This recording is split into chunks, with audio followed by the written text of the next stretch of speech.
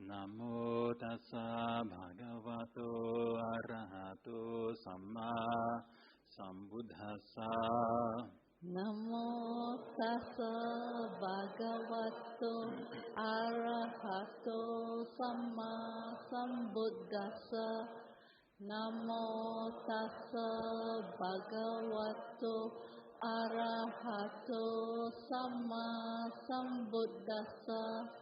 Namo tassa bhagavato arahato samma sambuddhassa.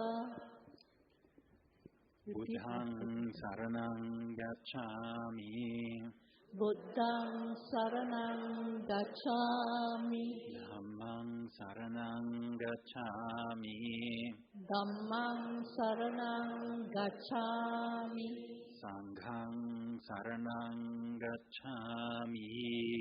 Sanghaṃ saraṇaṃ gacchāmi. Dutiyampi buddhaṃ saraṇaṃ gacchāmi. Dutiyampi buddhaṃ saraṇaṃ gacchāmi. Dutiyampi dhammaṃ saraṇaṃ gacchāmi. Dutiyampi dhammam saranam gacchāmi. Dutiyampi sangham saranam gacchāmi. Dutiyampi sangham saranam gacchāmi. Tatiyampi buddhaṃ saranam gacchāmi. Tatiyampi buddhaṃ saranam gacchāmi. Tatiyampi dhammaṃ saranam gacchāmi. Tatiyampi dhammam saranam gacchāmi. Tatiyampi sangham saranam gacchāmi. Tatiyampi sangham saranam gacchāmi. Tisarana-gamanam nirthitaṃ. Amabante. Pāṇātipātā veramani sikkhapadam samadhiyāmi. Pāṇātipātā veramani sikkhapadam samadhiyāmi. Adinādāna veramani sikkhapadam samadhiyāmi. Adinādāna veramani sikkhapadam samadhiyāmi. Kāmesu micchācārā veramani sikkhapadam samadhiyāmi. Kāmesu micchācārā veramani sikkhapadam samadhiyāmi. Musāvādā veramani sikkhapadam samadhiyāmi. Musāvādā veramani sikkhapadam samadhiyāmi. Surameraya majjapamadatthāna veramani sikkhapadam samadhiyāmi. Surameraya majjapamadatthāna veramani sikkhapadam samadhiyāmi. Imani pancha sikkhapadani silena sugatiṃ yanti silena bhoga sampada silena nibbutiṃ yanti tasmā silaṃ visodhaye. Amavante sadhu sadhu sadhu. Very good. So now let's recite the sublime qualities of the Buddha. Yeah? Or do you say that bit? No, you. I say that bit? We recite all together. Okay, at we the same time. Oh, we've got some people coming in? Yes. Excellent. Have you been waiting outside for us to finish doing the precepts so that you didn't have to take them? Is that what's going on here? I'm not familiar with how things work here. Maybe, I don't know. Just got some more people coming in. We'll just wait for them. You know, this is one thing that I learned from Ajahn Brahm, and many things that I learned from Ajahn Brahm. And you learn a lot of things when you're living with someone. It's one of the things the Buddha said, actually. You learn somebody's wisdom and their character by living with them for a long time. And one of the things that I noticed with Ajahn Brahm is that when people showed up late for bringing dana or something like that, he would always have a kind word for them. because they were always rushing and they'd always feel embarrassed and ashamed that they'd come late. And the Buddha and Ajahn Brahm would always say, "Oh, you've come just in time." Yeah? And that's something that I really kind of learned about that kind of sense, because people are always trying. Even in Singapore, people can come late.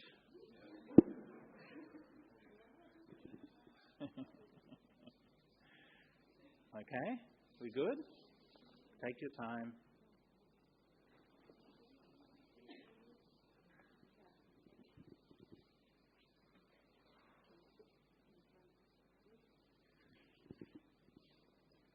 Okay, let us begin. Itipiso bhagava arahat samma sambuddho vijjacharana sampanno sujato lokavidu anuttaro purisa dhammasarati sattva deva manusanam buddho bhagavati svakato bhagavata dhammo sannitthiko akkaliko ehipassiko opanayiko paccatam veditavvo vinyuhiti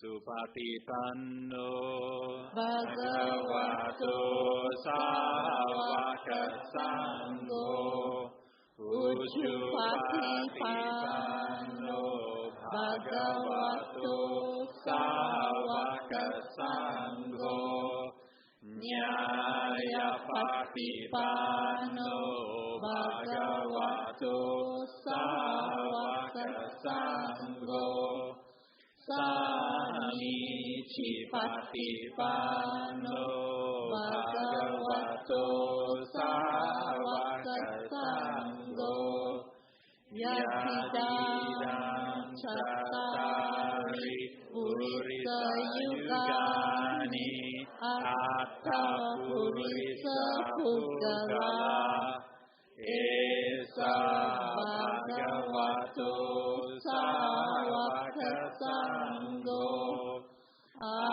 ahuneyo pahuneyo dakhineyo anjali karaniyo anuttarang punyakhetam lokasati. Sadhu, sadhu, sadhu. Okay, very good. Excellent. So how's everyone doing today? Everyone doing good? Everyone doing great? Then what are you doing here? Get out. We only want people who suffer here, okay? Okay, if you're feeling fine and happy, then you just go be happy, all right? Live your life, that's all fine. And then when it all falls apart, we'll be waiting to pick up the pieces. Yes.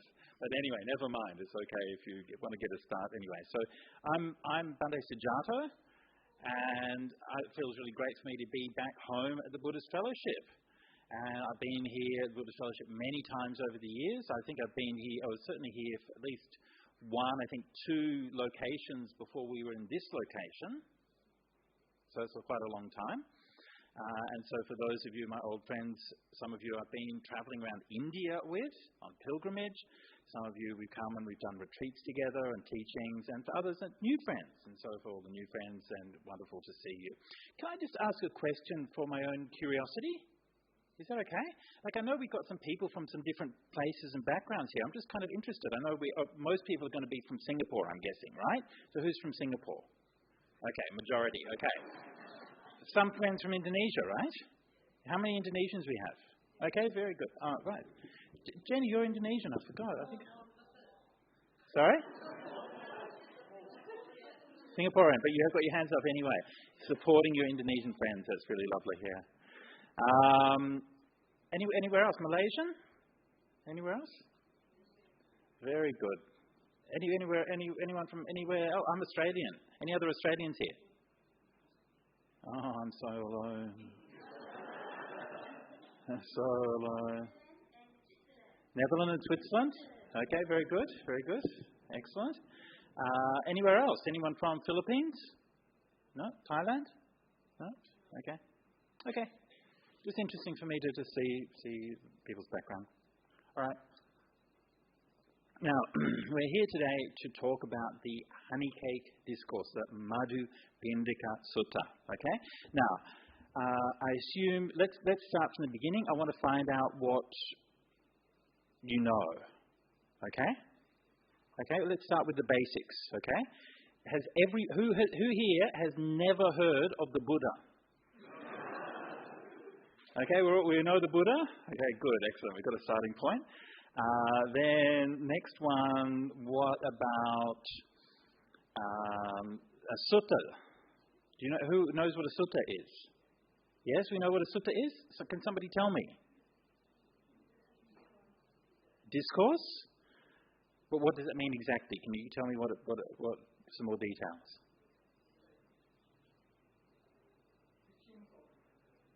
Sorry? The teachings of the Buddha? Is that what it means? The words of the Buddha? Is that right? What people remember of what the Buddha said? It's a bit more cautious. Right? Right? Look, fair enough. Nobody wants to have everything they say be remembered. What else?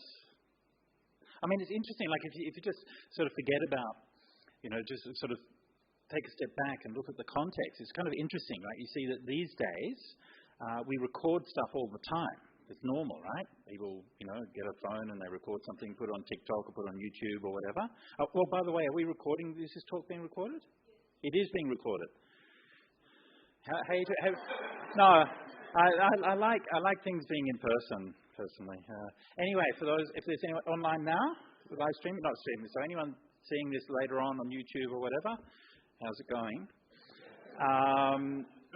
Okay, but we record everything, right? These days are very common, it's very normal, and you write things, put it on social media, whatever. It's a normal part of life, and as long as those servers are backed up, then people will be able to see those things. So, we think about like every stupid thing that we've ever said on social media. We think, someone will be able to read that in 10 years' time. But no, someone will be able to read that in like 1,000 years' time. Or as long as you back up the servers, why not? Imagine that. Imagine in 2,000 years' time, some aliens coming down to Earth. Humanity is long gone. They find this server, they open it up, and what do they see on there is your dumb comment on a YouTube video from when you were 12. Right? But if we go into the past, not very far, then it's actually extremely rare for anybody's speech to be recorded or remembered at all. Right? Very few. And if we go back to the time of the Buddha, how long ago was the Buddha, by the way? It was like 50 years ago? Like 70? How long ago? 2,500. Wow, that's amazing. Okay.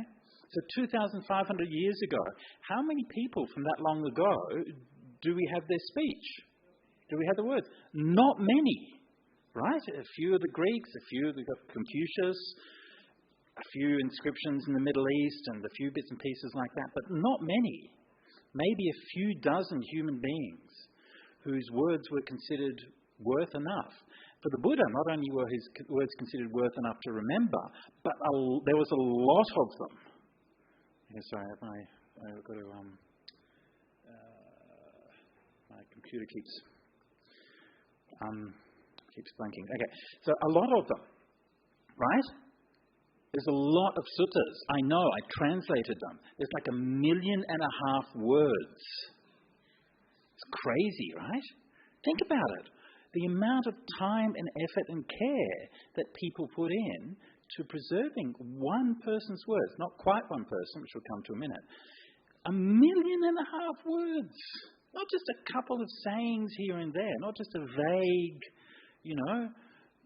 bit of wisdom or something like that, not like something you put in a fortune cookie or something, but like the whole Tripitaka full of teachings. Amazing, huh? So clearly the Buddha's words had this astonishing impact on the people around. And one of the things that to me is really important as a student of the Buddha for my own practice and my own understanding, and also as a teacher to try to communicate, is to try to understand why is it that these words had such power. Right? We're so far removed in time, in place, in culture, and all of the assumptions and background. Right? But we can still find that humanity in the suttas, and that's the thing that really matters to me. Actually, if you want, please come in. Plenty of time. You're just in time. Just in time. You missed all the boring bits. We're just about to get to the good stuff, okay? There's a humanity in the suttas, right? It's not, if you want to read a book about Buddhist doctrine, easy enough to say what Buddhist doctrine is. Four Noble Truths, Eightfold Noble Path, Dependent Origination, okay? There's countless books that will tell you those things. But when we read the suttas, we don't read the Buddha as a dry doctrinaire who's just sitting there stating his facts at people, right? We see him as a living human being who's engaging with people in a meaningful and stimulating dialogue. And it's the manner in which the Buddha talks and the way that he engages with people that is really interesting to me, because it shows how the Dhamma can be expressed and brought to life in particular cases. Right? The Madhupiṇḍikasutta is a great example of that. It is one of the Madhupiṇḍikasutta has been one of the most influential suttas in what we might call the development of early Buddhism in the late 20th century, early part of the 21st century. And that is because of one of the fundamental texts in the field of early Buddhism. It was a book called Concept and Reality in Early Buddhism by Katukundare Nyanananda, one of the true greats of the 20th century Sangha. He wrote this originally as a PhD thesis and then revised it and published it as a book, I think, in 1973. Classic of the field. And this particular text was one of the key elements, and he was a person who I believe first really noticed a lot of the subtleties in the text. Since then, a lot of people have drawn on it, commented on it, and so on. But still, when I was revising this recently, I noticed quite a lot of details that I seem to have escaped previous commentators. And so we're going to be trying to look at this and trying to sort of bring a new perspective to it that hopefully is going to bring this text alive for those of you who are not familiar with it, and for those of you who are familiar with it, hopefully to reveal additional dimensions that will, I think, the new dimensions, they don't really change the meaning of the text so much, but they do, I think, give it more richness. All right? So let us begin. What I'm going to do is read the opening part of it, and then we will proceed. This is, of course, SuttaCentral that we're looking at here. You know SuttaCentral, right? Yes, SuttaCentral. Very cool, right? Very cool. Yes. Thank you so very much. That's very kind. So we've been working on SuttaCentral for a long time, and I've been working on it for a long time. I won't give you a whole history of it, but this is what we're doing. And while we are looking at this sutta, we will look at some of the features that we have from SuttaCentral. Okay, this is my translation, by the way, the Honey-Cake. So I'll read the first part and then we'll discuss it. So I have heard. At one time the Buddha was staying in the land of the Sakyans, near Kapilavatthu in the Banyan Tree Monastery. Then the Buddha robed up in the morning and taking his bowl and robe entered Kapilavatthu for alms. He wandered for alms in Kapilavatthu. After the meal, on his return from alms round, he went to the great wood, plunged deep into it, and sat at the root of a young wood apple tree for the day's meditation. Dandapāṇi the Sakyan, while going for a walk, plunged deep into the great wood. He approached the Buddha and exchanged greetings with him. When the greetings and polite conversation were over, he stood to one side, leaning on his staff, and said to the Buddha, "What is the ascetic's doctrine? What does he assert?"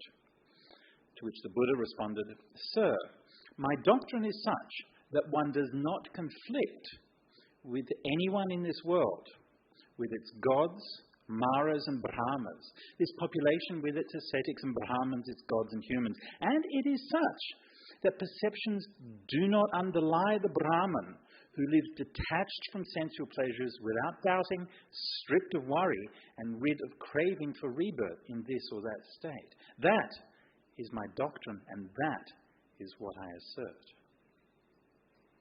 All right. When he had spoken, Dandapani shook his head, waggled his tongue, raised his eyebrows until his brow puckered in 3 furrows, and he departed, leaning on his staff.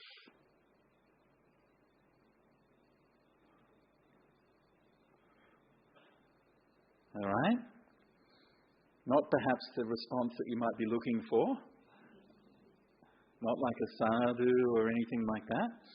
So what's going on? So the Buddha then goes back and talks to the monks about that. And we don't see Dandapani again. So I want to go back now, just have a look at from the beginning of the sutta and try to get a bit more understanding of what exactly is going on. Because those few bits of dialogue that we've got so far are already very rich in background and in meaning. Let's take this step at a time. So the Buddha was staying in the land of the Sakyans. Who were the Sakyans?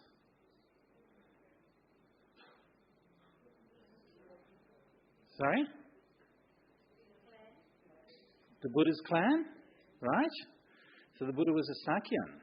So he was back living with his relatives, or near his relatives, right?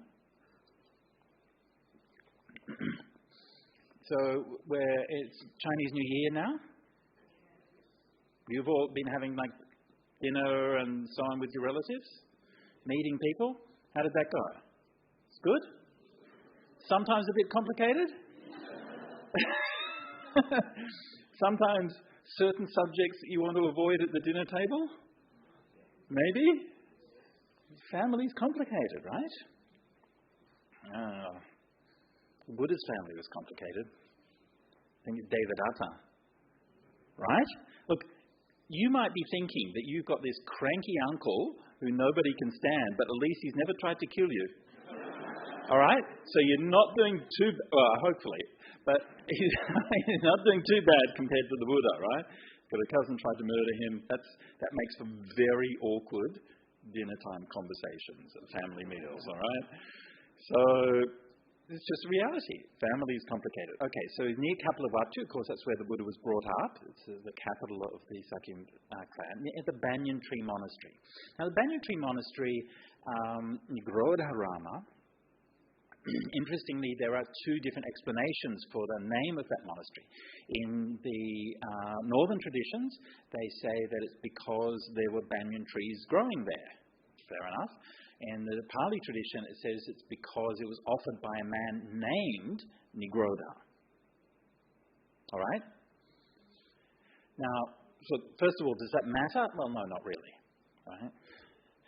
But I think it's important to remember that when we're looking at these things, there's things that we don't know.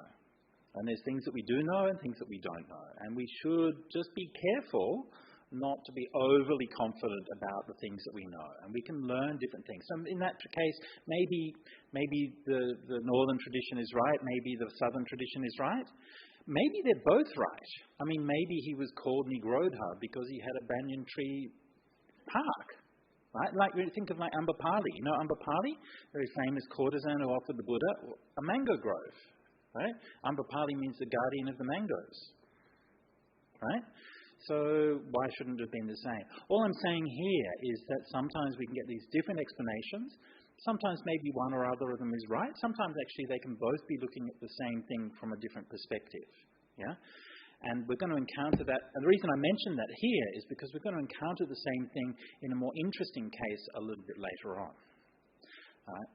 Now, the Buddha robed up in the morning, taking his... Oh, another thing that's interesting about the Banyan Tree Monastery, I should mention, is that we know where it is. It's been dug up, and it's a bit north of the Nepalese border, and there's some stupas there that have inscriptions. So we know where that was, and it was about 30 minutes walk from Kapilavatthu. Okay? It's a good amount of time for an alms round. Yeah? A nice walk in the morning, 30 minutes. Yeah? Go for alms round, and come back again. It's good. Right? So this is just like, you can actually, to me that's really meaningful. You can actually go there, you can go to Nepal, go to this site and walk that route that the Buddha took on alms round in the Madhupiṇḍikasutta. A lot of you, I'm sure, have been on pilgrimage to India, right? Yes. For those of you who haven't, you should go one time, if you can, when you get the chance. All right. So the Buddha went for alms. Right. So while we're at it, we haven't talked about what going for alms round means. So we talked about that with a few of the people here today about going for alms round. And so sometimes people do that in Singapore. They go to the markets or something like that and they go for alms. So in Sydney, I go for alms every day. And I live in a place called Harris Park. Oh, by the way, does anyone know Sydney here? Anyone know Sydney? Yes, you know Parramatta? Yes, that's where I live, in Parramatta anyway. And so next is Little India, and Little India is full of like chai shops and curry shops and all of these kinds of things. So I go for alms round there, and people will give me some food. One time I went for alms with my friend Venerable Kārliko, and he brought one of his friends from the lay life along. And this friend was like really puzzled because we went to these different restaurants, and like at the Nepalese restaurant then they would give dana, and at the Gujarati restaurant they would give dana, and at the Sikh restaurant they would give dana, and at the Muslim greengrocer they would give dana, and everyone would give dana. And this man came with us was really puzzled. He said, "But aren't they the competition?"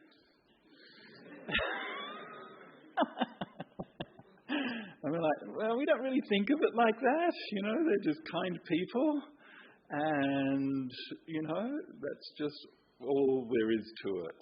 So this is a very nice part of living in Sydney and living in the Harris Park community. Anyway, so that's what wandering for alms is.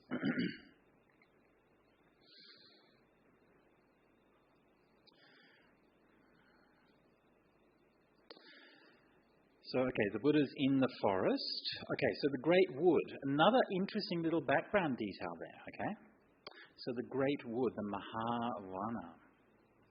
Again, sort of think back to those times, right? No chainsaws. I think Australia invented the chainsaw, actually. That's what I've heard anyway. Sorry about that. That was a bad idea.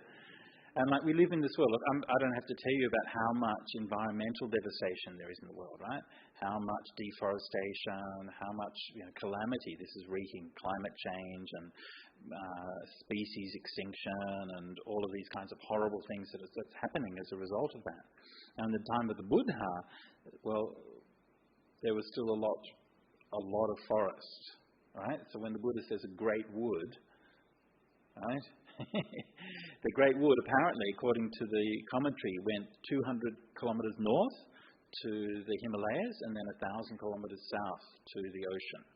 And so you could walk for that whole distance, 1,200 kilometres, just through the forest and just through the jungle. Yeah?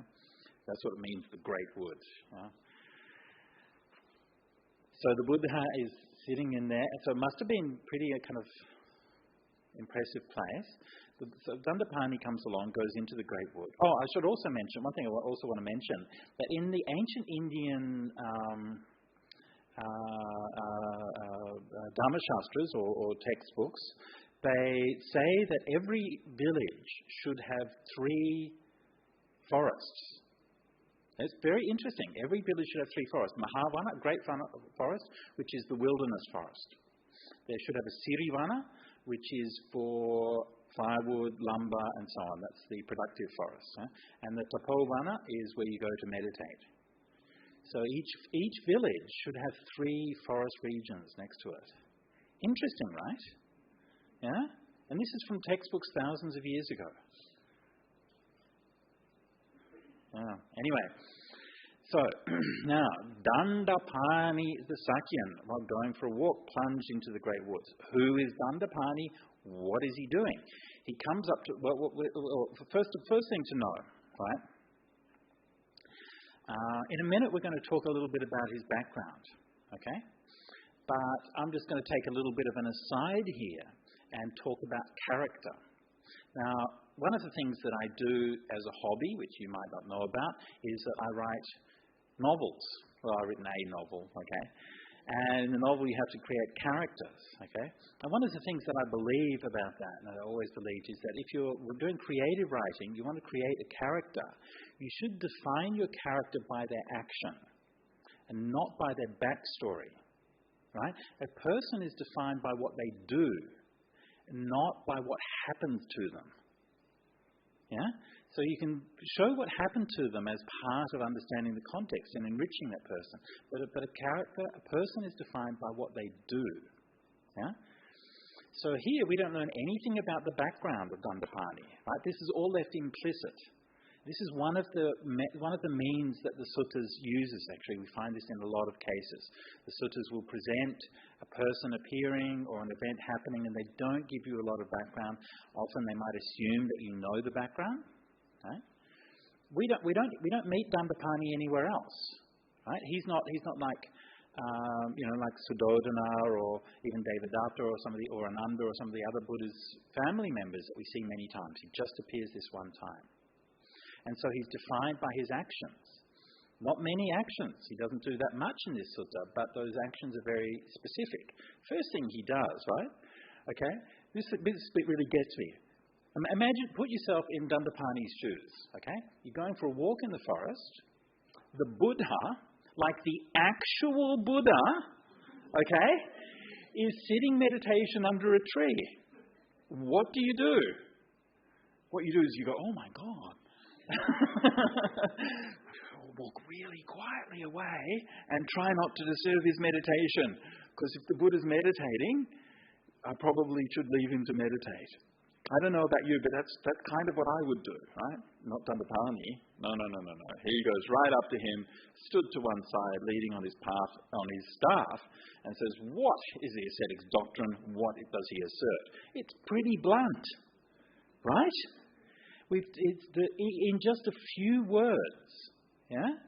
His character is being defined. We know what kind of person he is by what he has done. Walks straight up to the Buddha, meditating in the forest, and says, what do you teach? Okay, sure, let's have a conversation. So why is he like that, right? And this is where we can go into a little bit of backstory. First thing is to notice that when it says that he's leaning on his staff, then that's actually his name, right? Dandapani means literally one with the staff in his hand. Okay, a danda in his hand. And so it's common in Pali, in early Buddhist texts, for people's there's like a blurring of the distinction between a name and an epithet or a nickname. Yeah? And people are often called by what we would think of as nicknames. So clearly that's the case here, right? It wasn't that when he was born, his parents called him Dandapani, okay? It's a name that people called him because he would walk around leaning on a staff, right? And this is something that's really interesting. It's useful to bear that in mind because often those names and the meaning of those names can be like a key to understanding the perspective that a person has in a particular conversation. All right, so Dandapani, walking along, leaning on a staff, okay? Why a staff? What is he actually going to be using the staff for? Remember the Lord of the Rings? Yes, of course you do. Remember when Gandalf went to visit King Theoden in the hall, and they wanted to take all the weapons away from the people with him? And Gandalf was like leaning on his staff and saying, oh, don't take the staff of an old man. Remember that? Yes. He was a wizard. That wasn't just a staff, right? Same thing applies here. Not quite as dramatically, I must admit. But a staff or a danda was a weapon. Okay? It's actually a Vinaya rule that you shouldn't give a Dhamma teaching to somebody who's holding a staff in their hand, to a Dandapāṇi. Yeah? Actually against the Vinaya. So either the Buddha's breaking the Vinaya here, or that rule maybe wasn't laid down. Maybe this rule was laid down even because of this episode. Who knows? In a pre-Buddhist text called the Shatapatha Brahmana, it talks about the name Dandapani as well, and it equates the name Dandapani with krodha, or anger. All right? This is giving us some perspective. This name is chosen for somebody whose characteristic is anger. Okay? Agrees with what we know about his character here, right? Walking up to the Buddha, addressing him very bluntly. All right? Now, the Buddha's response then is very subtle and a bit enigmatic. Okay? Think about it. If somebody was to ask you, what is the Buddha's teaching?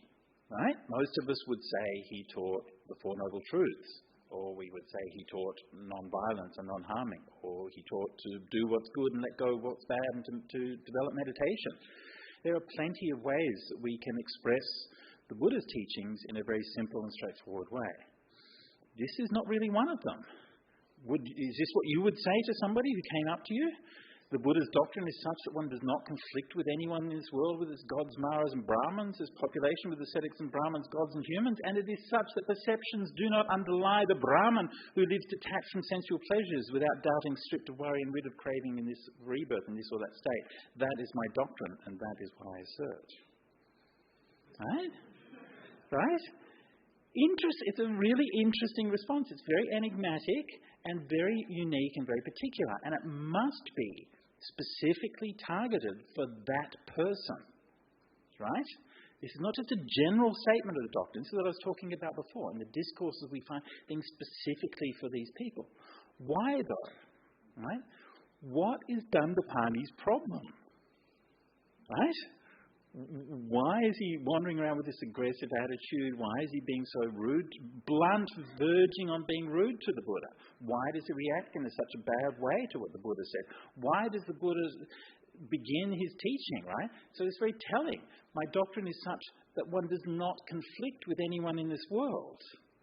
Right? This is a very diffusing way of talking, right?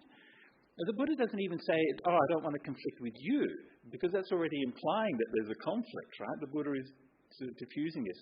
It reminds me of a story I heard from Ajahn Sujato many years ago. He was walking along the street or something like that, I think in New Zealand, or I can't remember where, New Zealand or England or something.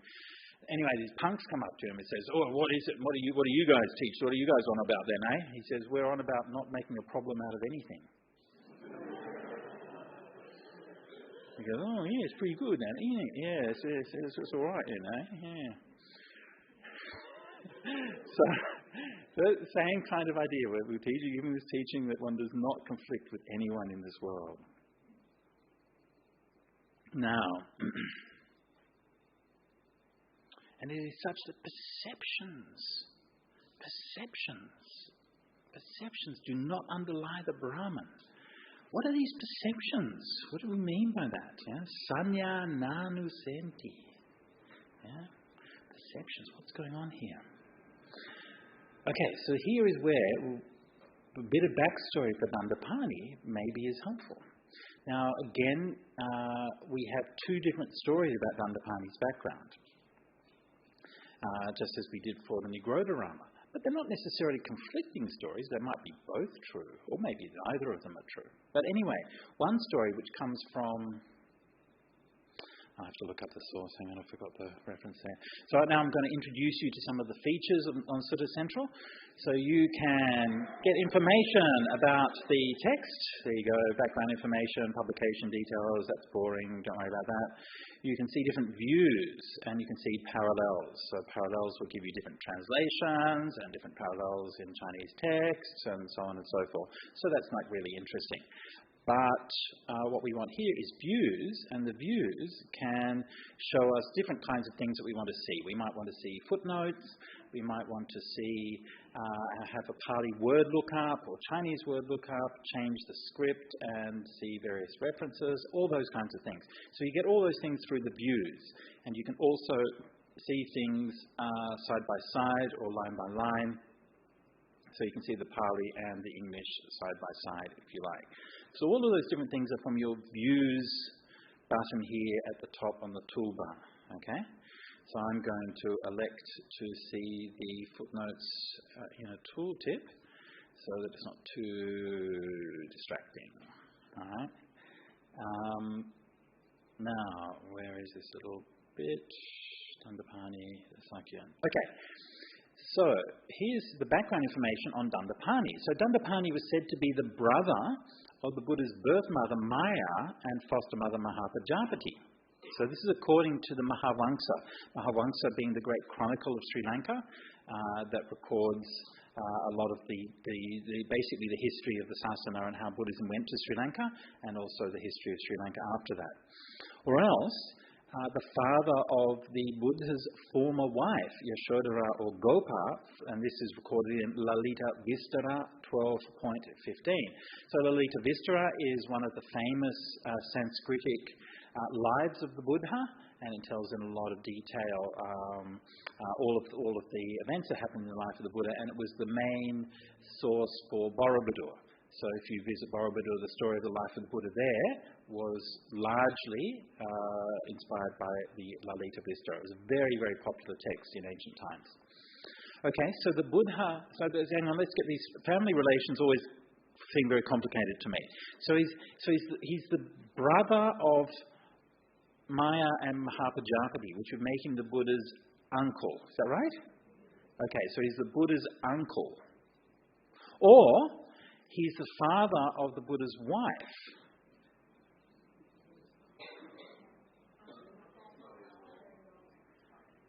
Father-in-law? Or he could be both. Right? I mean, it's a bit awkward. Right? But people do get married to their cousins. Right? I mean, it does happen. And especially like in royal families and aristocratic families, we don't usually talk about those things in polite company, but it's very normal that these kinds of, actually they marry people who maybe their cousins or something like that. So it could be either or both could be true. All right? But it does help us to understand, why does Dandapani have a grudge against the Buddha? Right? Think about it. When the Buddha was born, Maya died. So the Buddha, not his fault obviously, but that's not how emotions work, right? Emotions don't work rationally. As far as Dandapani could be thinking, is that the Buddha killed his sister. Also, when he left and ordained, Mahapajapati was bereft and was weeping and was really upset. And so he could also blame the Buddha for that. And maybe, we don't know when this was set, maybe it was before Mahapajapati ordained and became a nun. Yeah? So, understandably, that Dandapani could nurse a grudge for those reasons. He also, if he was Yashodhara's father, right, then the Buddha walked out on them. Right? Well, the Bodhisattva wasn't the Buddha at the time, but the Bodhisattva walked out on them. Also, could easily hold a grudge for that reason, right? Or for both reasons. Imagine if he was both. That would be pretty bad, right? Yeah? So this, to me, that was really interesting when I found out that background to Dandapani. And immediately you can see, oh yeah, this is kind of understandable, actually. Like obviously not everyone's going to react in that way, but some people might react that way. Yeah? Then let's assume, let's take that up as a hypothesis, let's assume that may be the case here, and that this is what's underlying this highly specific and personal and also kind of awkward encounter that these two men have in the forest, okay? The Buddha says does not conflict with anyone in the world, okay? So he's trying to de-escalate the situation, okay? Very good thing to learn, right? If you're in a situation, this kind of thing happens all the time, doesn't it? Maybe you're out shopping, maybe you're in a work meeting, who knows?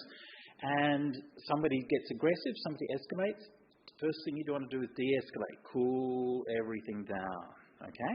So he de-escalates it by talking about non-conflict, but also he de-escalates it by talking about it in an impersonal manner. Right? He's not saying that, he's not saying like, my doctrine is such that I don't even argue with aggressive people like you. Right? He's saying, one does not conflict. Right? So he's using the passive voice to de-escalate things. Okay. Then, the next one about the perceptions. This is really key to this sutta. We're going to learn more about perceptions later on. But one of the things that perceptions do... Does anyone want to tell me what perception means in Buddhism? What's perception? Sanya, it's a Pali word, yes. And what does it mean? Recognition? Yeah? Anyone else? Sorry? Memory? Closely connected with memory, yeah, that's true. Okay, so sanya, if I was to define sanya in Buddhism or perception, I would say sanya is that dimension of knowing or dimension of consciousness that recognizes and interprets present experience in terms of what has happened in the past. All right? So perception is how your brain and your mind learn to make sense of the world. Okay, so when we grew up, we were taught perception through Sesame Street. Right? And Sesame Street would say, which one of these is not like the other one? And you'd have like an apple and an orange and a toy truck. And you go, which one is not like the other one? So you're training kids to use perception. You recognize, these two things are similar and this thing is not. Okay. So perception gives us like a map or a way of understanding the world that summarizes and makes sense of all of that complex data that we're receiving. Think about it.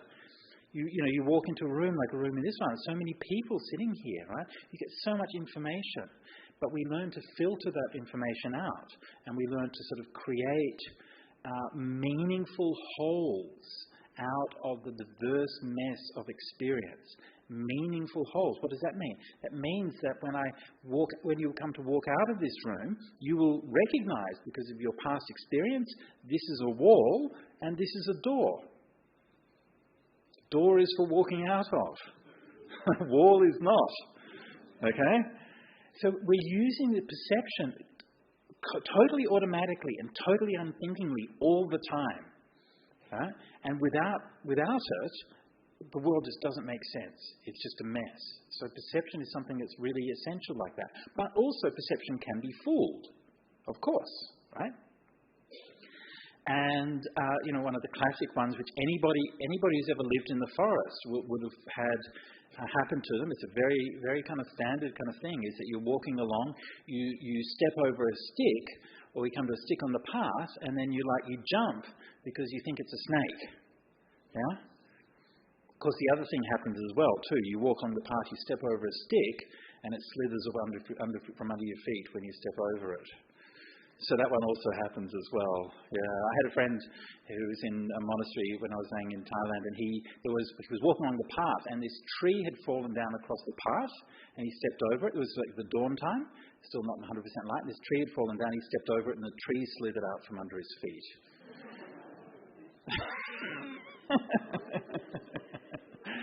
So yeah, this is perception.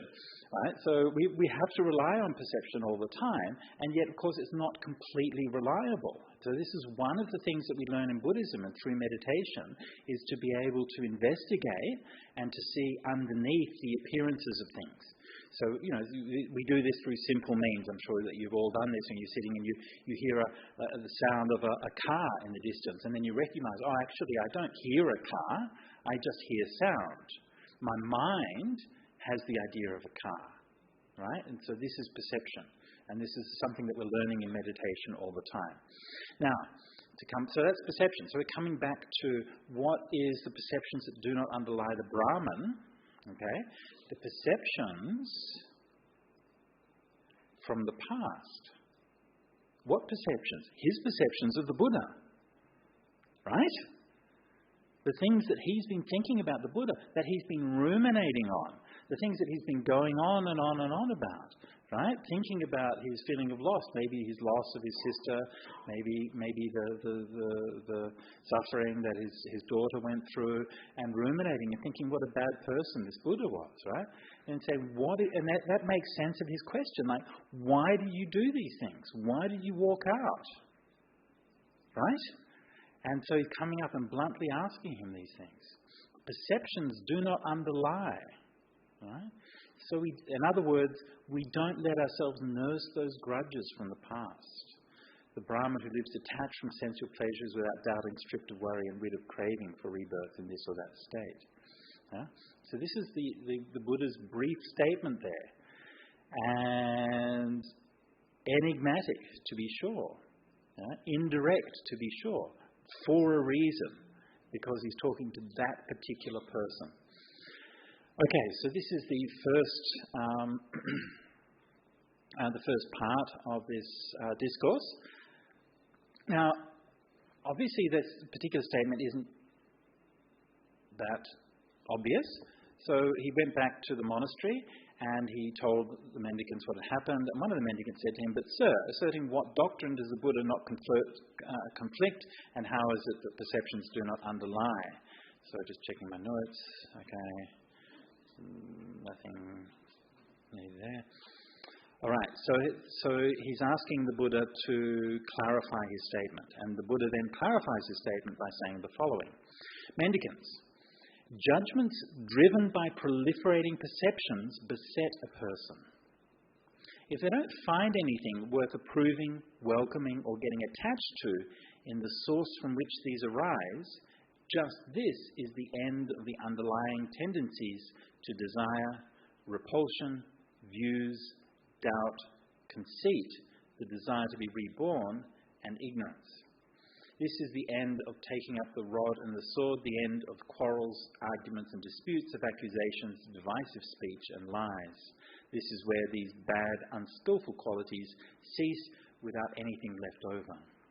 But this is what the Buddha said. When he'd spoken, the Holy One got up from his seat and entered his dwelling. Okay? Now, so this is a very rare occurrence in the suttas. The Buddha begins by giving this very enigmatic and personal teaching. Then when he repeats it, he's asked for an explanation. He gives an explanation which asks more questions than it answers. Okay?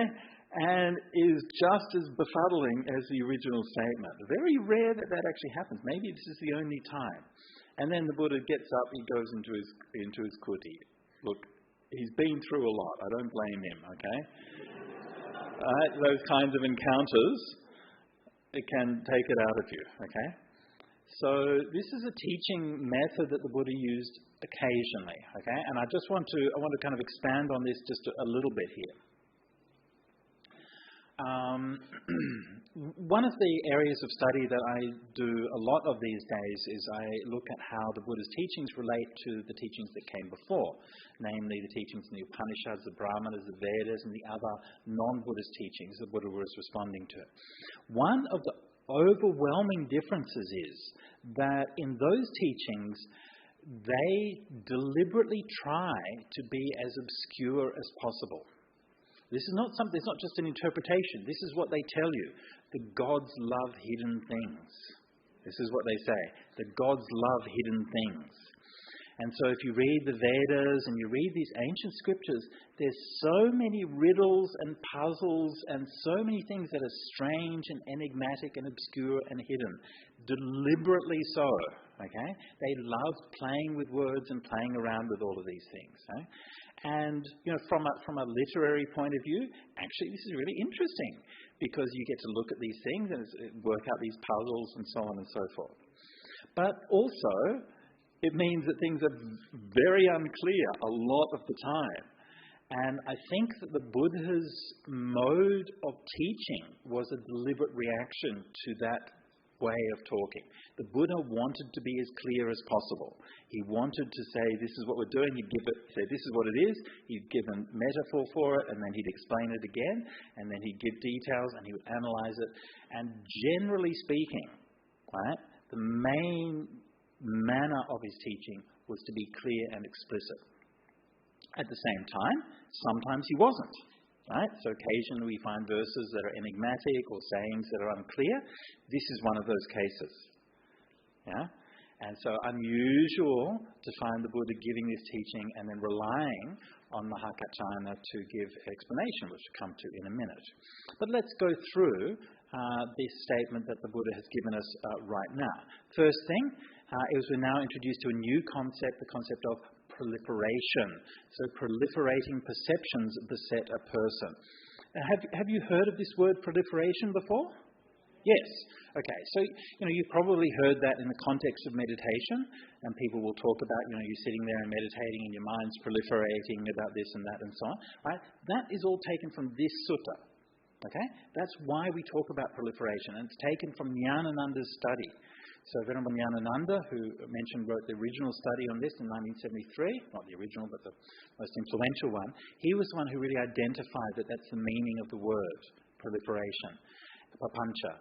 And that study was so influential that it's one of those books that all of your teachers have all read that book.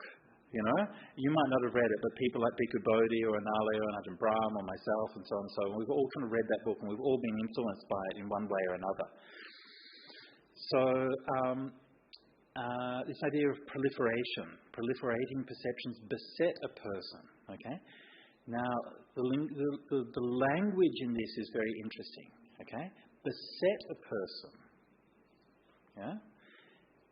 Right? Think about it. Right? Normally we might think that we do proliferations. I'm sitting there proliferating. But here it's talking about the proliferations do you. Right? It's that subtle shift in language. We'll see that subtle shift in language drawn out in more detail later on. If they don't find anything... So I'm just going to check my notes, make sure I don't miss anything out. Okay. Right. So the person here is the conventional sense of self that arises from that papancha, from that being beset. Okay.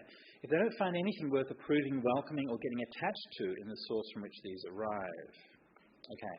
Approving, welcoming, or getting attached to. There's a subtle progression in this, which is difficult to capture in English, but each of these words is like a sort of greater movement towards something. Approving, it's good. Welcoming, yes, we're going to do this. Getting attached to, now we're holding on to it. The source from which these arise, right? The source from which these proliferating perceptions arise. We don't know what that source is yet. The Buddha hasn't told us. And then the mention of the underlying tendencies. So this is the anusaya, 7 anusaya. I won't go into detail onto the 7 anusaya. That would take us far too long. So, but that's a standard doctrine. You can look that up in any Buddhist textbook and get the explanation for that. So this is the end of the taking up of the rod and the sword. So this is not entirely consistent in the translation, but the rod here is the danda, the same thing that Dandapani was carrying. Okay? So here, the end of the taking up of the rod and the sword, the end of quarrels, arguments, disputes, accusations, divisive speech and lies. So this is the non-conflict and non-violence that the Buddha was talking about. Okay. This is where these bad, unskillful qualities cease without anything left over, of course, in reference to the Arahant. Okay. Very good. So when he'd done that, then the mendicants considered the Buddha gave this brief passage for recitation, then entered his building without explaining the meaning in detail. Who could explain the meaning in detail? Venerable Mahakaccana can. I'm conscious that we're going on for a little bit long now, so I'm going to skip over that little bit there where the Mahakaccana praises the Buddha, and we're going to go on to his explanation. And then he goes on to explain the meaning in detail. Mahakaccana was regarded as the greatest of the Sangha in his ability to explain in detail the meaning of a statement given in brief. Also, incidentally, Mahakaccana is very interesting historically, and I don't think that we fully understand or acknowledge his role in Buddhist history. In the later part of his life, Mahakaccana settled in Avanti, which is in the southwest of the region that the Buddha normally lived and taught in. Right? So if you think of like the area around Bihar, and you go down southwest, north of the Deccan. So in India, south of where the Buddha lived, around Rajagaha and Savatthi, if you go directly south, you hit a bunch of hills. They call the Deccan, in Pali the Dakinagiri. And so the trade routes would not go directly south, but they would go south and then west, and they'd come to the ocean on that side. And that's where Avanti is. Yeah? And that's where Mahakaccana settled. You know who else came from Avanti? Mahinda. You know Mahinda? Brought Buddhism to Sri Lanka. Yeah? He was born in Avanti, and presumably he lived there before he went to Sri Lanka, which means that Buddhism was brought to Sri Lanka from Avanti, and it was brought to Sri Lanka from Mahakaccana's tradition. Yeah? And I believe that, and there's a kind of much longer kind of historical argument, but I believe that it's specifically the school of Buddhism that was established originally by Mahakaccana and that still bears his footprint that became what we know as Theravada Buddhism today. Yeah. So, and this is actually one of the texts that sort of gives you that flavour, because one of the things that characterises the Theravada tradition is the Abhidhamma tradition, which has like a lot of like very analytical texts about like sense experience and understanding the nature of consciousness and so on, and that's actually very much Mahakaccana's style, so as we're seeing here. But let's have a look at the statement he makes here. I consciousness. Right? Seeing things, okay, arises dependent on the eye, yeah, and sights, rupa. Right? You could just say light as well, or colour, yeah, rupa, sights. The meeting of the three is contact. Right? Contact is a condition for feeling. Right? You see things nice, not nice, neutral. Now, so far, this is the regular description of sense experience. Okay, we find this in countless suttas. Right? But Mahakaccana is about to get very subtle. What you feel, you perceive. Okay, stop for a moment. You know dependent origination, right? Yes, you all know dependent origination. Ignorance conditions Sankharas condition consciousness name and form six senses contact feeling conditions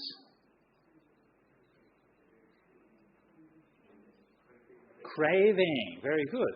But here feeling is conditioned perception. Right? So Mahakaccana is subtly tweaking it, right? Now he knows, right? He knows that his audience knows that feeling conditions craving. Okay? But he says feeling conditions perception. Interesting little shift. Okay? This is very, very subtle. Okay? One of the things about perception let me tell you how perception works. Okay? When I was saying Bodhinyana many years ago, monks like to do all kinds of stupid things. One of the stupid things we wanted to do with a monk who was a friend of mine, we would swap bowls before we would take the meal. That means that your friend is filling your bowl and you're filling their bowl. Right? Interesting. It's a way of testing, like, what was that you're craving and what are the things that you like or you don't like and so on. And the thing that I really learned from that is that when I opened my bowl, right, there was all this food in there that I hadn't even seen. It wasn't matter that he'd chosen the food that I liked or didn't like, but I was like, I didn't realise that was there. Yeah? That's perception. That's how perception works. It filters out all those things that we don't want to know, don't want to see, driven by craving. Yeah? That's how perception works. So Mahakaccana knows that you know that feeling conditions craving. But craving is not even mentioned. Right?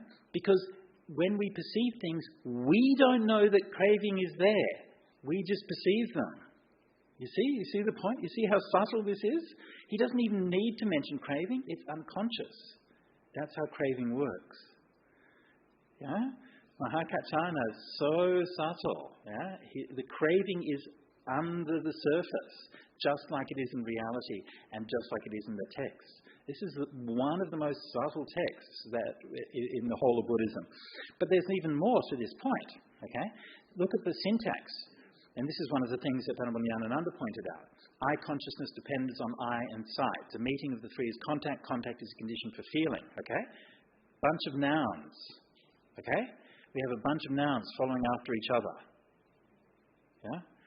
So this is like a kind of almost like an automatic, it's like a Rube Goldberg machine. It's like one thing falls over, hits another thing, that hits and falls over, hits another thing, you know.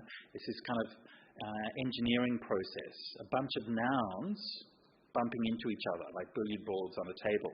But then, now we have verbs. What you feel, that you perceive. Right? Again, this is a very deliberate shift. He could easily have gone and just kept on going the same way, but he's deliberately changing it. Now the verbs are there. You can't quite express this in a translation, because in Pali verbs, many of you have studied Pali, is that right? We know before some people here have been studying Pali. As you would well know, in Pali verbs, the subject can be left implicit. So you don't actually have to mention the subject, and that's the case here. So literally it's what feel, that perceive. Yeah? So again, the subtlety of Mahakaccana's presentation. There's no self there yet, right? But that self is implicit. Yeah? It's starting to be something that's starting to happen inside. What you perceive, you think about. Yeah? You're starting to get involved in it. You're starting to actually not just be subject to those experiences that happen to you, but actually to start thinking about them. Incidentally, a bit like what happened to Dandapani. Things happened to him, which he was in a way the victim of those experiences. They happened to him, and then he's perceiving them a certain way and thinking about them a certain way. Right? What you think about, you proliferate. So the difference. So thought is like thought in a way in Buddhism is a kind of a neutral quality. Like thought can be either good thought or bad thought. You can use it well, you can use it badly, and so on. It's just a normal kind of thing. Okay? But proliferation, no. Right? So proliferation is when thought gets out of control. Yeah. And so now that process where subtly that sense of self, that subject, which is unstated in the text, is now starting to drive things. What you proliferate is the source from which judgments driven by proliferating perceptions beset a person. Now we have the person, the puggala. You see? The person is created by this process. Person isn't something that's a given, like a self that's actually just who you are. It's something that you are creating when you let this process get out of control. And that idea of the judgments, the sankhara, yeah? Judgments, yeah? Sometimes translated as concepts, but that's kind of missing the point. Sankhara is literally to count or enumerate or assess or judge something. Yeah, this is what a sankhara is. So the judgments driven by proliferating perceptions beset a person. Think about it. Think about what this means. Think about how many times that you've thought about the family member who you don't like, right? Or the politician that you don't like, right? Or somebody that you hate, and then your mind starts spinning about these things, and you keep on thinking and thinking about it, and you don't have any control. And if you let that get out of control, that becomes who you are. And don't we all know people like that? People who have let their hate drive them, and let them become something that they never wanted to be. And it's not just like one innocent thought, right? Everyone might have an annoyed thought or something like that, but it's when those things get over that they define who that person with respect to sights known by the eye in the past, future, and present. Yeah? It doesn't stop. It doesn't just go away. It keeps on defining you over that whole period of time. And that's what's happened to Dandapani. Right? He's been through this thing which he perceived that he was suffering or a victim from what the Buddha had done, and he's never been able to escape that. Recently, I help teach a course on Buddhism and psychology in Australia, and I was asked to do a thing on addiction, and I'd just done a study on this sutta, so I talked about this sutta in the context of addiction, because this is very much what addiction is like. Right? Addiction is not just, I like this thing and I will have it. That's like the feeling and craving part, right? But it's where the person who you are has become defined by your cravings. So notice you've moved from the beginning, just these kind of the nouns, one after the other, an automatic process, then to the verbs where you're building up your sense of self through the way that you're reacting. And now these things are overwhelming you. It's like a wave that's crushing you, and you don't have any control over it. Yeah, and this is how an addict feels. An addict feels like they're not in control. The person who they have allowed themselves to become is a person who's defined by their addictions and by their cravings. So this is this profound meaning captured in just these few sentences in the Pali, one of the most subtle and dense passages in the entire Pali Canon. And I'm just going to check my notes to make sure I haven't missed any cogent details. Looks like no. Okay. So then this same thing repeats. Ear consciousness arises dependent on the ear and sounds, nose consciousness on nose and smells, tongue consciousness on tongue and tastes, body consciousness on the body and touches, mind consciousness arises dependent on the mind and ideas. The meeting of the three is contact. Contact is a condition for feeling. What you feel, you perceive. What you perceive, you think about. What you think about, you proliferate. What you proliferate is the source from which judgments driven by proliferating perceptions beset a person. And this occurs with respect to ideas known by the mind in the past, future, and present. All right, so this is this analysis of the problem which Mahakaccana has presented. And in doing so, like if you kind of leave it there, it sounds kind of a bit hopeless, right? Because that's the person that you've become. And this is why, for an addict or for someone who's been caught in that trap, it seems so difficult to make those changes. You know, and we've seen so many of these things happen in recent years. You know, I don't want to go too much into too many details, but when I talk about addiction, okay, we can talk about substance addiction or gambling addiction and so on. But also it happens in the political sphere as well. And certainly in the United States, this is something that a lot of people talk about, how their families have been broken up because their parents are just watching Fox News all the time. And have become these hateful, racist bigots, and they've just that sense of just sadness and loss to feel your parents going down this kind of rabbit hole and just repeating all of these hateful, horrible things all the time. And how can you change? How can you sort of become a new person? And people will attach to those beliefs, even if it means that their own children will disown them. Yeah? This happens all the time. Happened to Elon Musk. His own daughter disowned him. Yeah? Happens to these people all the time. Can you imagine? Can you imagine the attachment, the degree of attachment and hate that it takes for you to hold on to your hate to that extent? That's what this sutta is talking about. Yeah? Right? Mahakaccana goes on. Where there is the eye sight and eye consciousness, it will be possible to discover evidence of contact. Okay? There will be possible to discover it. Mahakaccana is giving us a positive message. Because we can understand this process, we can see where this process comes from. Yeah? Maybe it comes from the things that's happened to you in the past, like Dandapāṇi. Maybe it's come from watching too much Fox News. Maybe it's come from scrolling too much on your social media. Maybe it's come from who knows, right? It will be possible to discover that evidence of contact. You can realize, I saw this thing, and that thing made me think that way. And then it provoked these emotions and these perceptions in me. And then I kept on thinking in that way. And we can learn to see that. And this, of course, is what we can do through meditation. we can learn to see our own thought processes and mental processes more clearly, and to gradually be able to break down that cycle, that apparently overwhelming cycle of proliferation and addiction. When there is evidence of contact, it will be possible to discover evidence of feeling. Where there is evidence of feeling, it will be possible to discover evidence of perception. Where there is evidence of perception, it will be possible to discover evidence of thought. And where there is evidence of thought, it will be possible to discover evidence of being beset by judgments driven by proliferating perceptions. It will be possible to discover.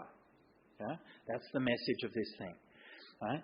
So we are trapped. And I think all of us who've undertaken meditation and spiritual practice seriously will have some idea of what this is talking about, right?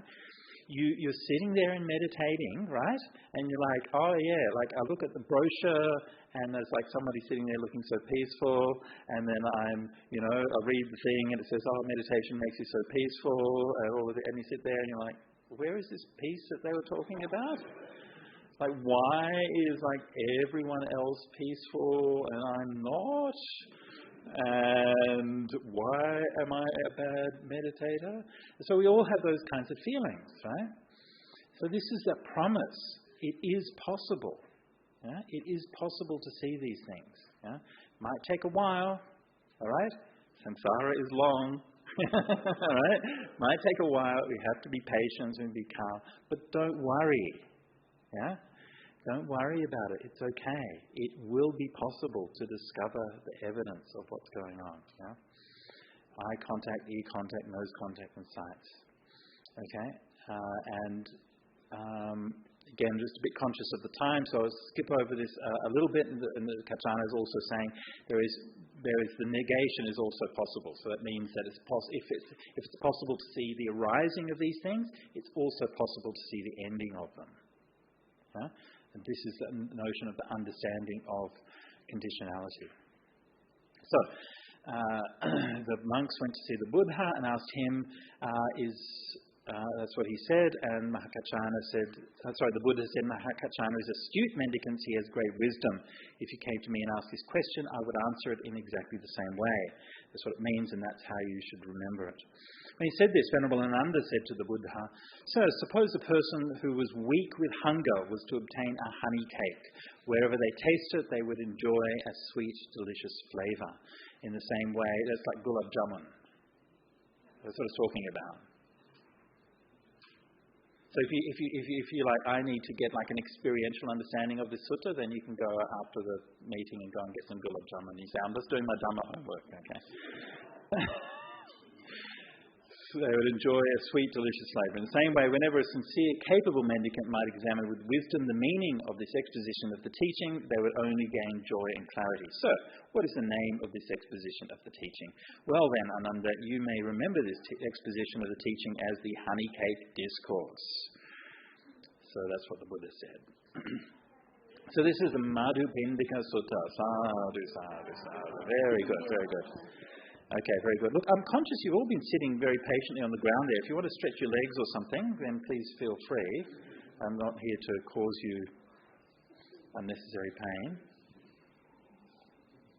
I don't know, do we have time for questions? Yeah. We do. Okay. We have time for some Q&A. Yay. Yes, questions. We have microphones for questions? Are we doing microphones? Yeah. Just for folks online, I guess, yeah? Or, yeah. Yes?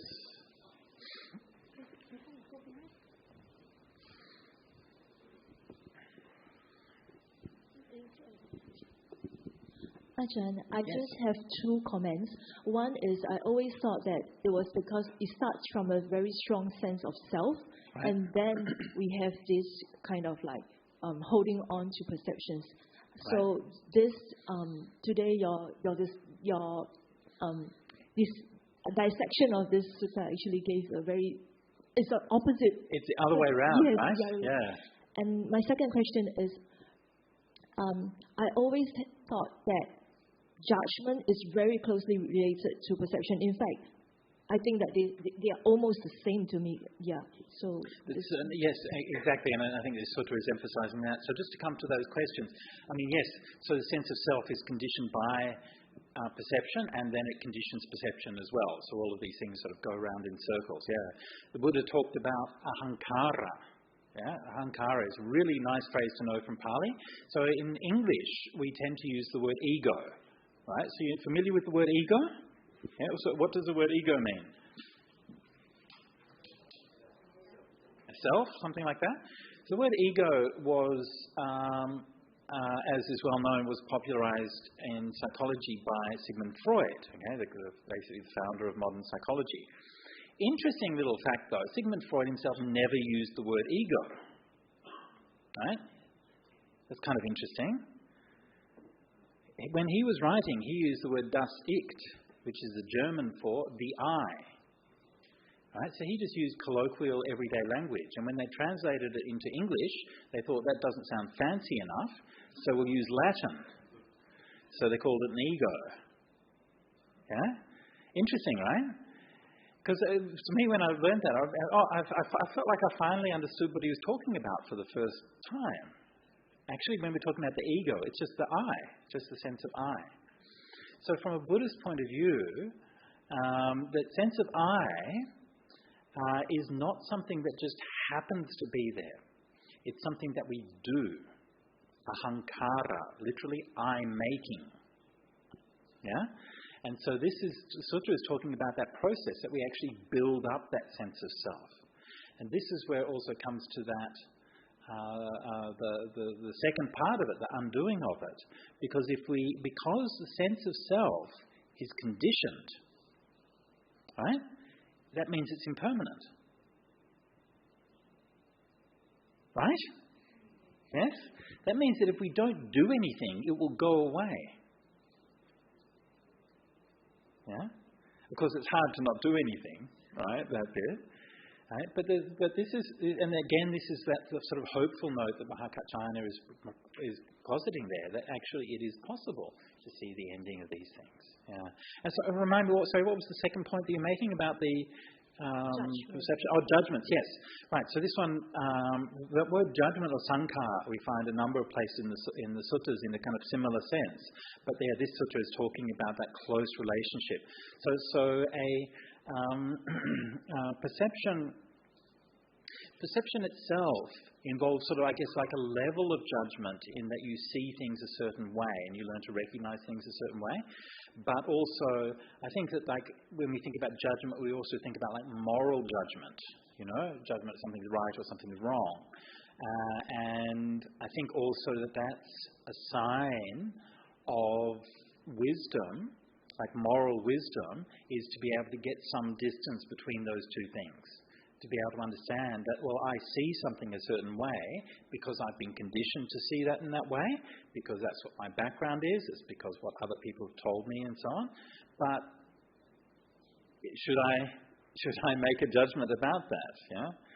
They asked the Pope one time, what's your position on homosexuality? And his response was, who am I to make judgments? Well, to which the answer is, you're the Pope. It's kind of your job, right? But it's interesting, from his point of view. I mean, obviously he's part of a religion that's had like a formal doctrine that says, homosexuality is an abomination and these kinds of things, which fortunately we don't have in Buddhism, right? But he's a wise man, so he's able to reflect on that and say, well, okay, that's what the doctrine says, but who am I to pass judgment? And I think that's something that's really important. I'll give you a secret. Like when I'm engaging with people online on our forum or on social media and things like that, this is one of the most telling things that how you know a person's character. Like if you see a person is always in a rush to judgment, then you know that person actually doesn't have wisdom.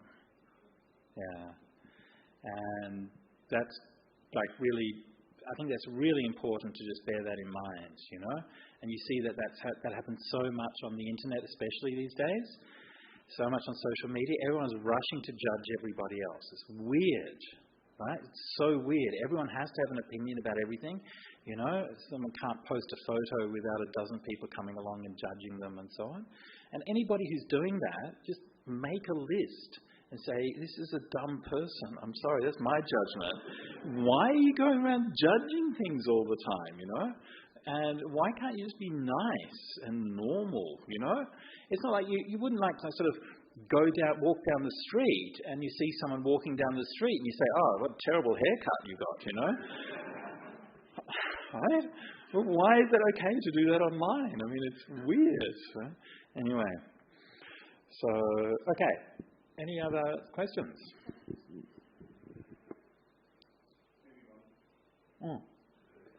Please. Go on. The gentleman here, go on. I'm fine with that. Yes. So, is there room for judgment in a state of non-self, or does the judgment then become discernment? I guess in the sense that it's talking about here, actually the word judgment, translated here as judgment or sankhar, can be used in positive sense as well. So the Buddha can say in that sense I would probably translate it as assessment rather than judgment. So the Buddha might say something like, having assessed the whole world, then one can become free from it, or something like that. So that same word is there. So it doesn't have the same connotations. Yeah. But, you know, the Buddha obviously is still capable of judging, right? He knows if something's good or something's bad. So it's not like when you get enlightened that you suddenly don't know the difference between things. But this is about how that judgment becomes a compulsion, right? If not informed with wisdom, it's driven by proliferation and craving. Okay. Hi, yes. This is a question from a fellow practitioner that will be hearing your recording later. He's asking, when in terms of meditation, there is a perception of the feeling, and it seems like the feeling and the perception happens at the same time. Right. Although in the suttas it comes in a sequence. Is it because of the limitations of language that the Buddha had to explain it one after another? Because in terms of experience, it seems like to feel and then perception of the feeling, it's together. Right. Okay. So I guess it's probably a bit of both, actually. Yes, perception and feeling do arise together, and we can find passages in the suttas that talk about that. But also there's a kind of a linear process to it as well. I mean, the mind is kind of complicated and multidimensional, so it's difficult to capture like the full spectrum of it in one phrase, okay? However, I think it's also true that perception is a more advanced, more sophisticated part of consciousness than feeling is.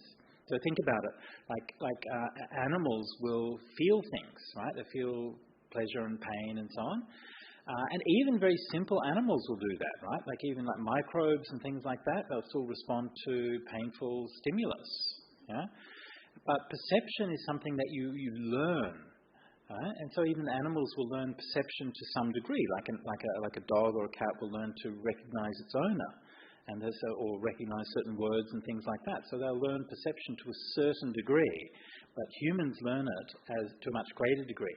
I think perception in that sense is very closely related to the human idea of culture. Right? We learn a culture. We learn how do you do things. What are our values? What are our languages? You know, all of those kinds of things. And that's something that so feeling is something that babies have as soon as they're born, and perception is something that we learn as we grow older. So it's there. I'm not saying it's not there. I'm not saying that babies don't have it. I'm saying that it's still a very basic level that perception is happening, very primitive level, like a baby might recognize its mother or something like that, but it takes time to even learn to recognize sense experience, right? So a newborn infant doesn't even recognize sights and sounds and so on. So it takes time to learn these things. So I think, yes, they are all working there simultaneously, but at the same time perception is more sophisticated and it takes time to learn, whereas Vedana is very basic. Yeah. Okay. Yeah.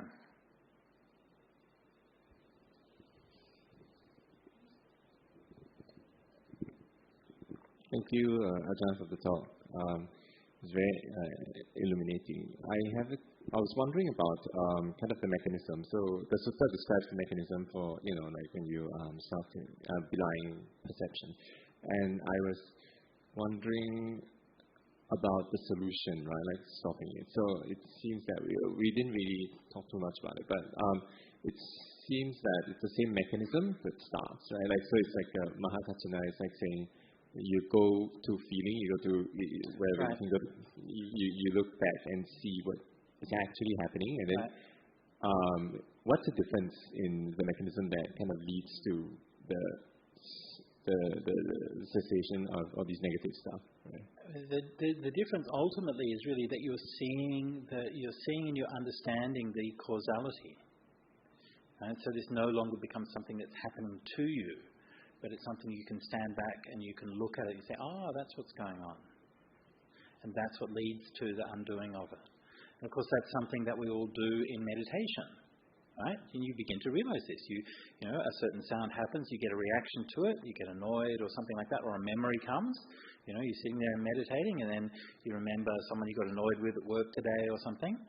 And then you follow it and your mind starts to proliferate about that. And then you stop, your mindfulness comes back.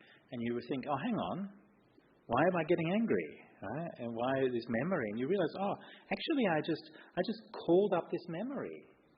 It's weird, isn't it? It's like we call up this memory, which then attacks us. Like the sense of the person being beset by things. It's how it feels like in meditation. Right? Of course, it's not how it actually is, right? Because you're the one who's calling up that memory. Memories don't actually happen to you, but it feels like that is. Yeah? This is how psychologically insightful and precise this particular sutta is. Yeah. So that's the role of mindfulness and the role of meditation. But that's also why when we meditate, we need to make our mind peaceful and make our mind clear, right? Because if we don't, then it's really hard to get out of all of that stuff. You need to have some clarity to be able to sit back and then to know and to understand. Yeah.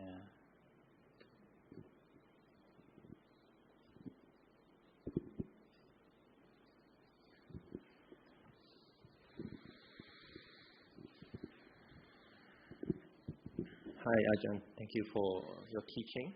It's a very similar question, just a follow-up on the brother just now.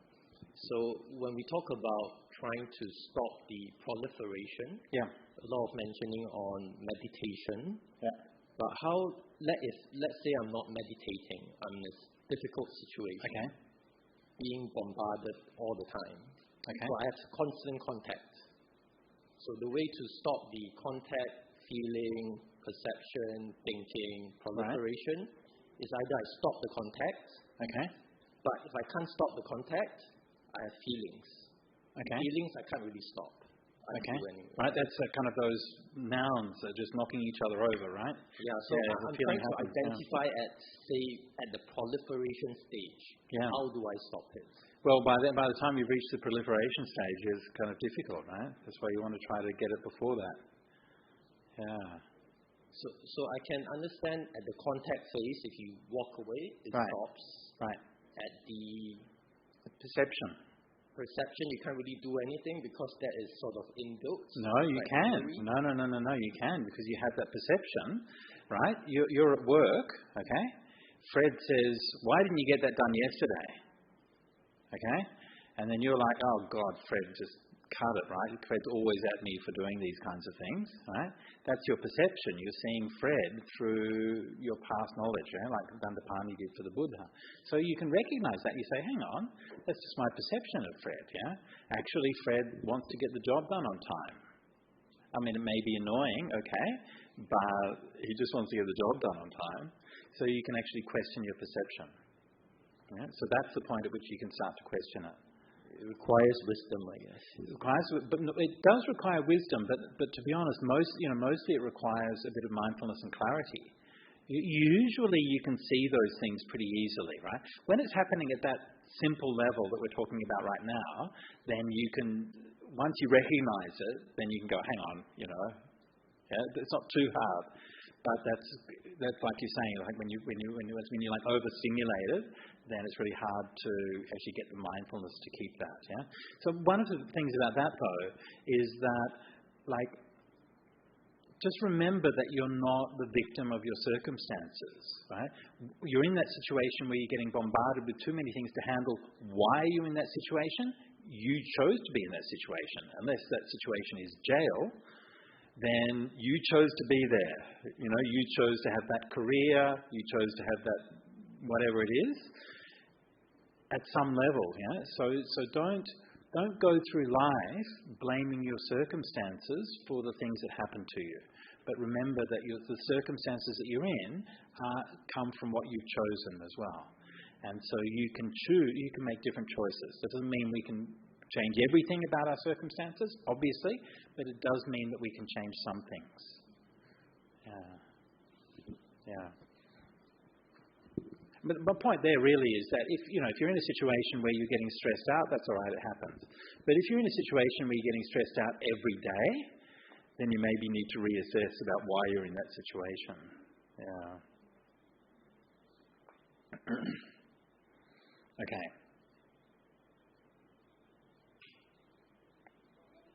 Good. How are we going? One more, please. Yes. Hi, Ajahn. Thanks for your talk. My pleasure. Thanks again. I have the best job in the world.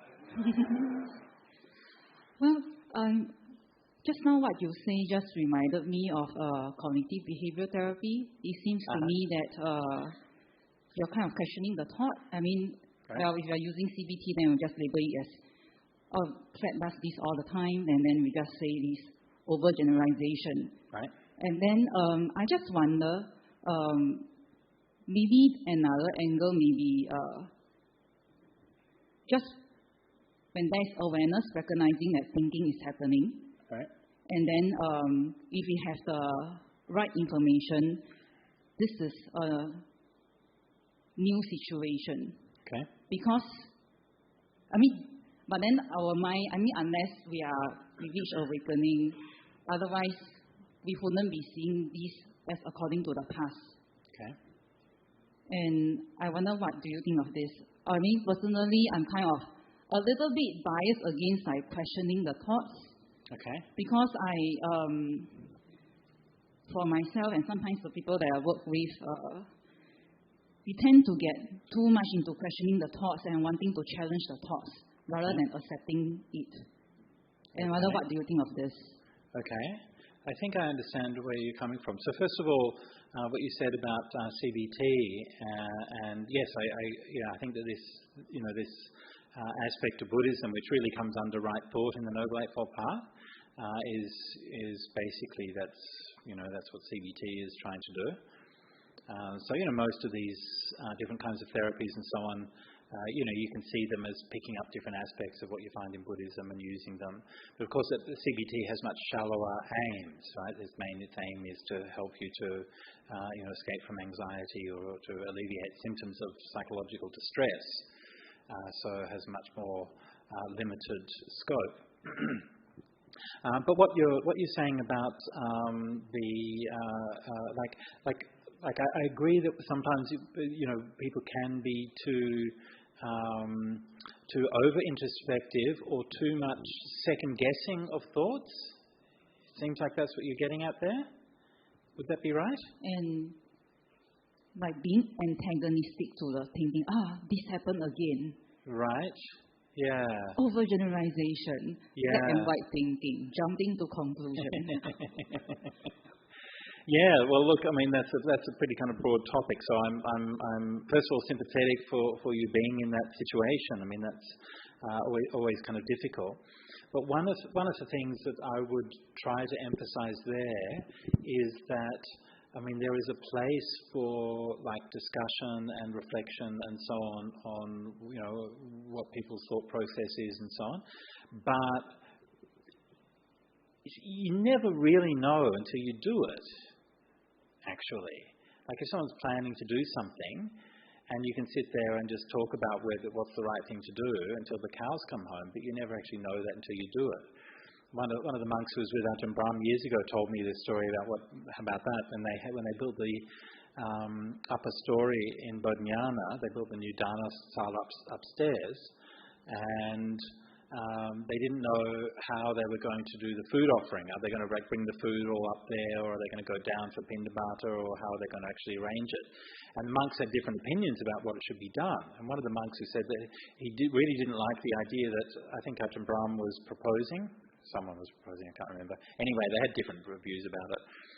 And he was saying, like, at the time, this felt like it was really important. And, like, you know, it had to be done this way, and that was the wrong way to do it, and so on.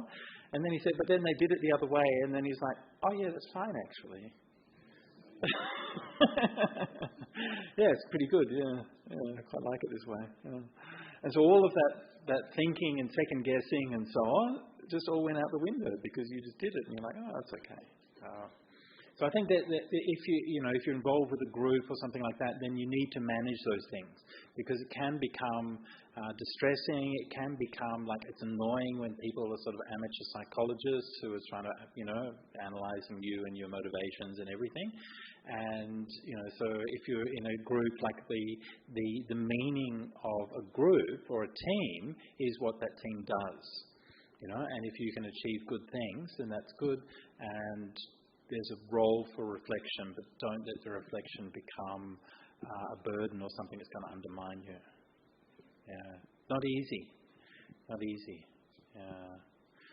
I mean, look, obviously I can't speak to your particular situation, but usually if somebody's doing that, it's because there's some kind of lack of insecurity in themselves. Right? I mean, that's why they do it. Yeah? I mean, if you're confident within yourself, then you tend to trust other people and you don't go around second-guessing their motivations. Can I ask some more questions? Please. I just need to clarify on the terms. So for views, right? Yeah. Does this mean point of view? And point of view is perhaps synonymous with perspective. And if I were to give an analogy, perspective view can be seen as a lens that we are wearing. And this lens we are wearing perhaps consists of belief, attitudes that's associated with our education, right. The culture, right. Upbringing, etc. And this lens that we are wearing brings about perception. Okay. And therefore, to change the perception, we need to recognize the lens we are wearing, that right. view that we wear. So perhaps it seems to me it is to take a step back and look at the view, because the view is the one that gives rise to the perception. Sure. Is that right? Sure, yeah. Yeah, a view in a way is like solidified perception.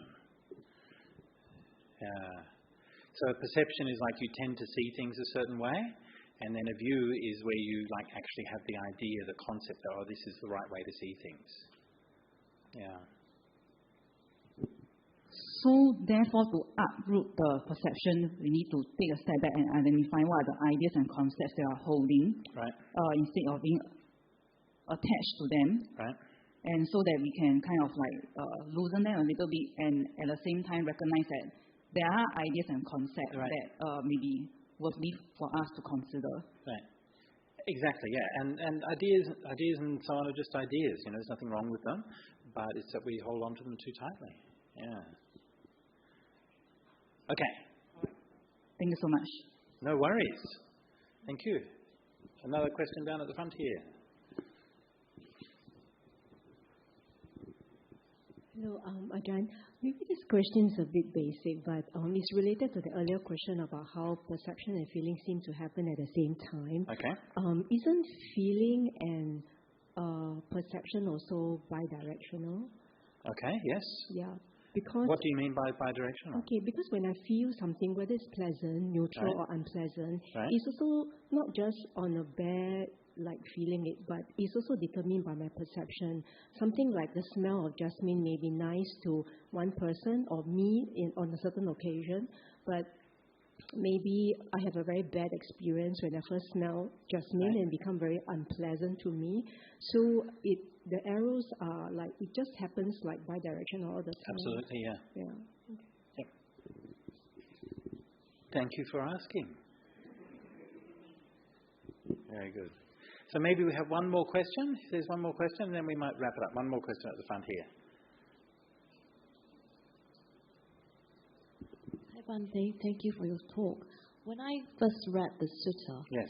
and I thought what was, the key thing in this sutta was when Buddha says that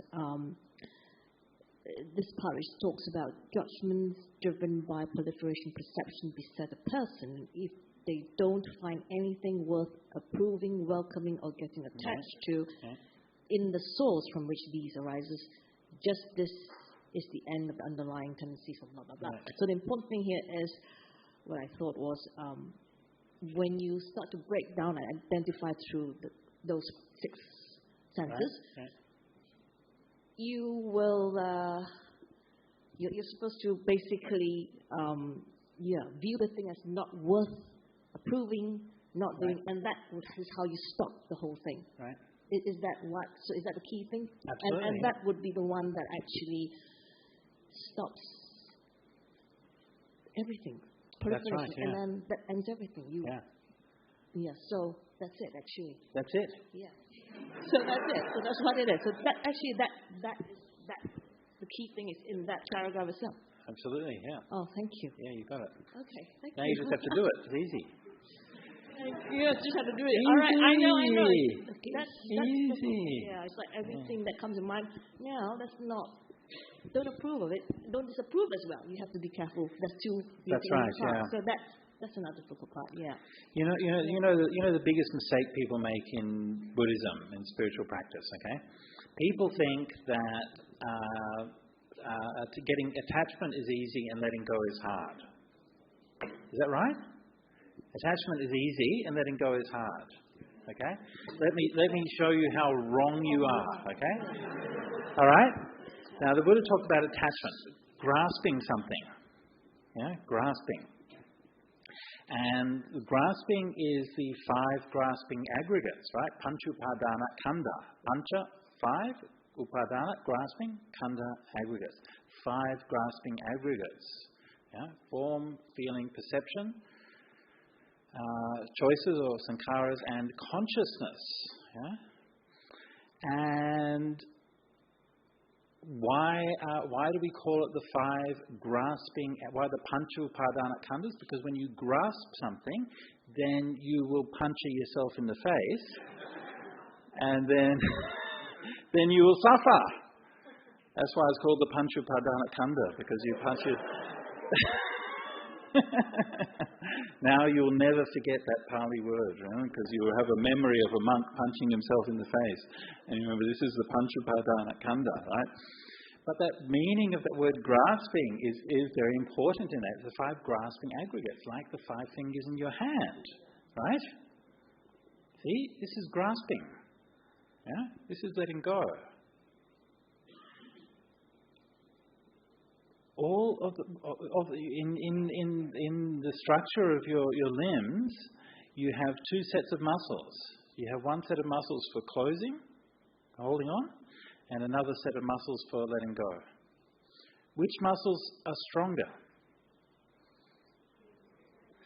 The muscles for closing, right? The muscles for attaching. Why? Because holding on is hard. Because attachment is hard. Because grasping is hard. Because we have to work all the time to hold on to things.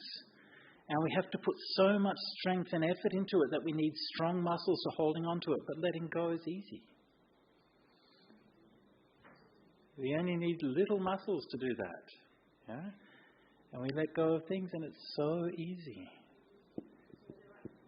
When we let go, we're actually loosening our grasp. You loosen your grasp. Yeah, That's literally what it means. Yeah? So just remember this. We convince ourselves that letting go is hard. Yeah? This is delusion. This is Mara. Yeah? Letting go is easy. Holding on is hard. Thank you, Ajahn. Sadhu, sadhu, sadhu. Very good. Excellent. So what are we doing now? Oh, we're doing some dedication of merits. Merits, yeah. Okay, very good. So we've all made merits today from coming and chanting Dhamma, taking precepts, listening to Dhamma, engaging, asking questions, and these are all very meritorious activities. And in Buddhism, we don't just do good things for ourselves, but we also share the merits with others. Why not, right? Okay, let's go.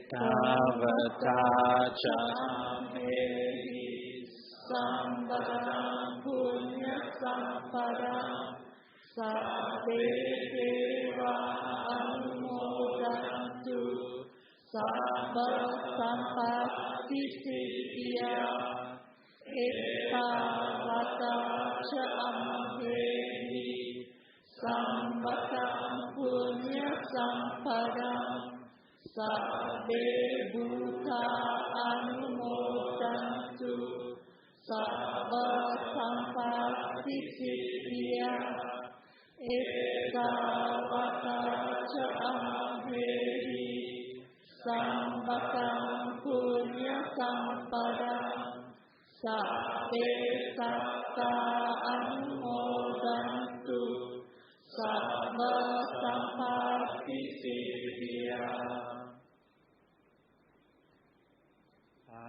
Akasata ca bhummata devanaga mahittika punyantang anumoditva cirang rakhantu lokasasanam Akasata ca bhummata devanaga mahittika punyantang anumoditva cirang rakhantu dhamma desanam Akasata ca bhummata devanaga mahittika punyantang anumoditva cirang rakhantu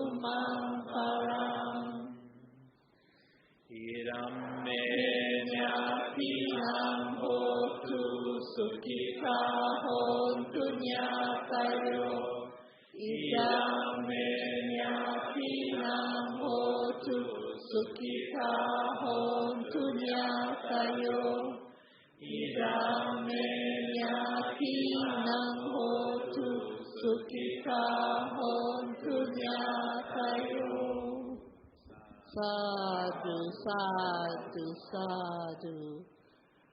Ajahn, may we request a short blessing? Short blessing? Did we just do that? No. That was sharing of merit. Okay. So now you want a blessing as well?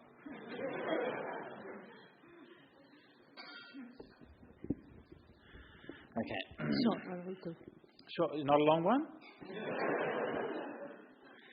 Nati me saranang anyang buddho me saranang varang etena sachavajena sotite hotu sabbada Nati me saranang anyang dhammo me saranang varang etena sachavajena sotite hotu sabbada Nati me saranang anyang sangho me saranang varang etena sachavajena Sotite hotu sabbada.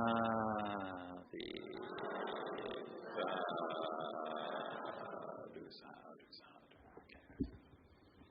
So let's finish by paying respects to the truth.